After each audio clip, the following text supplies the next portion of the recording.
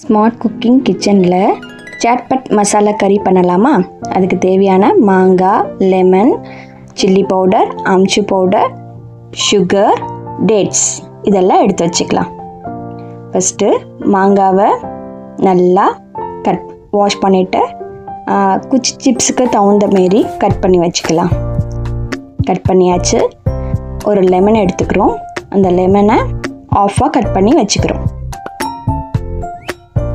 Cut பண்ணியாச்சு. ஒரு mixie jar எடுத்துக்கிறோம். அதில் டேட்ஸ் போட்டுக்கிறோம். ஒரு டீஸ்பூன் சுகர் போட்டுக்கிறோம்.